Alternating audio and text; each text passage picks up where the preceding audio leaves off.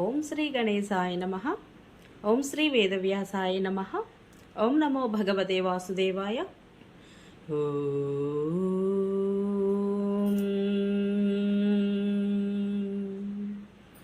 శుక్లాంబరధరం విష్ణుం శశివర్ణం చతుర్భుజం ప్రసన్నవదనం ధ్యాయేత్ సర్వవిఘ్నోపశాంతయే. నారాయణం నమస్కృత్య నరం చైవ నరోత్తమం దేవీం సరస్వతిం వ్యాసం తతో జయముధీరయేత్. అనగా నారాయణ స్వరూపుడైన శ్రీకృష్ణుడికి, నరోత్తముడైన అర్జునుడికి, వారి లీలలను ప్రకటించే సరస్వతీదేవికి, దానిని రచించిన వ్యాసునికి నమస్కరించి అసుర భావాలను తొలగించి అంతఃకరణ శుద్ధిని కలిగించే మహాభారత గ్రంథ పారాయణకు ప్రేరేపించిన శ్రీకృష్ణ భగవానుడిని ప్రార్థిస్తూ ఈరోజు పారాయణలోనికి వెళదాం. మరి హరే కృష్ణ. అందరికీ నమస్కారం. మహాభారత గ్రంథ పారాయణలో భాగంగా మనం ఈరోజు 208వ రోజుకు చేరుకున్నాము. నిన్న మనము యుధిష్ఠిరుడు, భీముడు, ద్రౌపది, విరాటుని కొలువులో చేరుట గురించి తెలుసుకున్నాం కదా. ఇక ఈరోజు మనము సహదేవుడు, అర్జునుడు, నకులుడు వీరు ముగ్గురు విరాటుని కొలువులో చేరుట గురించి తెలుసుకోబోతున్నాము. చాలా బాగుంటుంది. స్కిప్ చేయకుండా చివరి వరకు చూడండి జాగ్రత్తగా. హరే కృష్ణ. వైశంపాయనుడు చెబుతున్నాడు, తదనంతరము సహదేవుడు కూడా గొల్లవాని వేషం ధరించి గొల్లవారి భాషే మాట్లాడుతూ విరాటుని గోశాల సమీపానికి వచ్చాడు. ఆ పౌరుషం ఉట్టిపడే పురుషుడిని చూచి రాజు అతని పిలిచి అతని దగ్గరకు స్వయంగా వెళ్ళి, నీవు ఎవరివి, ఎక్కడి నుండి వస్తున్నావు, ఏం పని చేస్తావు, సరిగా చెప్పు అని అడిగాడు.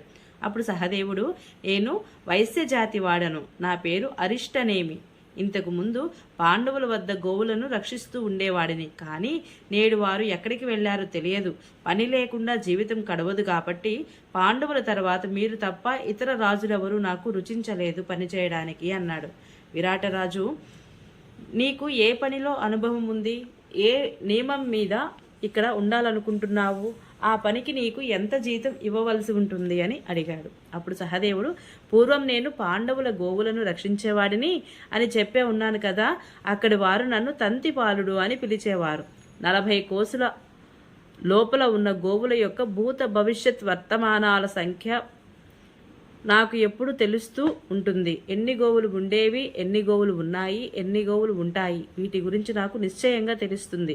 ఏ ఉపాయాల చేత గోవులు వృద్ధి పొందుతాయో, రోగాలు వ్యాధులు బాధించకుండా ఉంటాయో నేను బాగా ఎరుగుదును.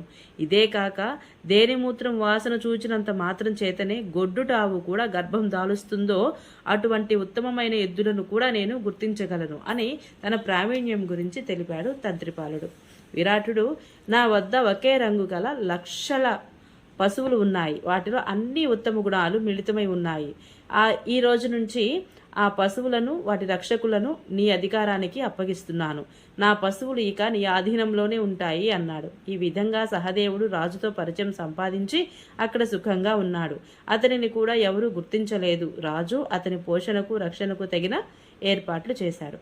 అనంతరం అక్కడ ఒక అందమైన పురుషుడు కనిపించాడు. అతడు ఆడువారు వలె ఆభరణాలు ధరించి ఉన్నాడు. చెవులకు కుండలాలు, చేతులకు శంఖ వలయాలు, బంగారు గాజులు ఉన్నాయి. పొడవైన జుట్టు విరబోసి ఉన్నది. చేతులు పొడవుగా, నడక గజగమనంలా ఉన్నది. ఒక్కొక్క అడుగు వేస్తుంటే భూమి కంపిస్తోందా అనిపిస్తోంది. అతడు వీరుడైన అర్జునుడు. విరాటుని సభలోకి వచ్చి అతడు తనను గుర్చి ఇలా చెప్పుకున్నాడు. మహారాజా, నేను నపుంసకుడిని. నా పేరు బృహన్నల. నాకు నృత్య గానాలు, వాద్యాలు వాయించడము వచ్చును. నృత్య సంగీతాలలో మిక్కిలి ప్రవీణుడిని కూడా. మీరు రాకుమార్తె ఉత్తరకు ఈ విద్యలు నేర్పేందుకు నన్ను నియమించండి. నేను మహారాణి వద్ద నృత్యం నేర్పించడం అదే పని చేస్తాను అన్నాడు. అది విని విరాటుడు, ఓ బృహన్నల, నీ వంటి పురుషునితో ఈ పని చేయించడం నాకు ఉచితంగా తోచడం లేదు. అయినా నీ విన్నపాన్ని మన్నిస్తున్నాను. నీవు నా కుమార్తె ఉత్తరకు ఇతర రాజకన్యలకు నాట్య కళలలో శిక్షణ ఇవ్వు అని అన్నాడు. అని చెప్పి విరాటుడు బృహన్నలకు నృత్య గానాలలోనూ వాద్యాలు వాయించడంలోనూ గల నేర్పును పరీక్షించాడు. తరువాత అతనిని అంతఃపురంలో ఉండవచ్చునా లేదా అని తన మంత్రులతో సంప్రదించాడు. తరుణులు అయినటువంటి స్త్రీలను పంపి అతని నపుంసకత్వాన్ని పరీక్ష చేయించాడు. అన్ని విధాల అతడు నపుంసకుడే అని నిర్ధారణ అయ్యాక అతడు కన్యాంతఃపురంలో ఉండే ఏర్పాటు చేయబడింది. అక్కడ ఉంటూ అతడు ఉత్తరకు, ఆమె చెలికత్తెలకు, ఇతర దాసీలకు కూడా నృత్యగానాలు, వాద్యాలు నేర్పించడము మొదలుపెట్టాడు. అతడు వారందరికీ కొద్ది కాలంలోనే ఇష్టుడయ్యాడు. మారువేషంలో కన్యల మధ్య ఉంటున్నప్పటికీ కూడా తన మనస్సు సంపూర్ణంగా అదుపులో ఉంచుకున్నాడు. అందువల్ల బయట లోపల కూడా ఎవరు అతనిని గుర్తించలేకపోయారు. అటు పిమ్మట నకులుడు అశ్వపాలుని వేషంలో అక్కడికి వచ్చాడు. రాజభవన సమీపంలో అటు ఇటు తిరుగుతూ గుర్రాలను పరిశీలించసాగాడు. అనంతరము రాజసభలో ప్రవేశించి, మహారాజా తమకు జయమగుగాక. నేను గుర్రాలకు శిక్షణ ఇవ్వడంలో నేర్పరిని. పెద్ద పెద్ద రాజుల వద్ద ఆదరణ పొందాను. మీ గుర్రాలకు శిక్షకుడుగా మీ వద్ద పనిచేయాలనుకుంటున్నాను అన్నాడు. విరాటుడు, నేను నీకు ఉండడానికి ఇల్లు, వాహనము, అంతులేని ధనము ఇస్తాను. నీవు మా వద్ద అశ్వ శిక్షకునిగా పనిచేయవచ్చును. కానీ ముందు ఇది చెప్పు, అశ్వ సంబంధమైన ఏ అంశంలో నీకు విశేష జ్ఞానం ఉంది? దానితో పాటే నీ పరిచయం కూడా చేసుకో అన్నాడు. అప్పుడు నకులుడు, మహారాజా, నేను గుర్రాల జాతిని, స్వభావాన్ని తెలుసుకోగలను. వాటిని శిక్షించి చక్కజేయగలను.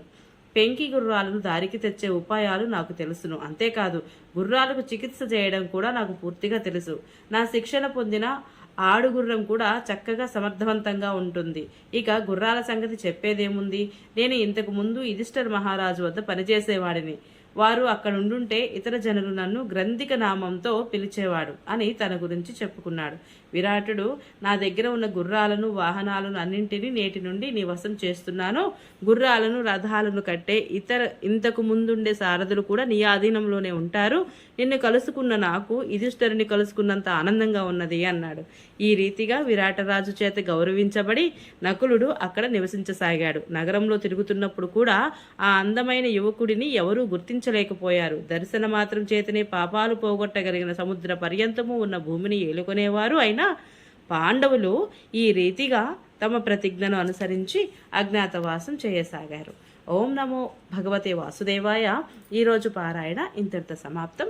రేపు మనము భీమసేనుడు జీమూత మల్లుడిని వధించుట గురించి తెలుసుకుందాము.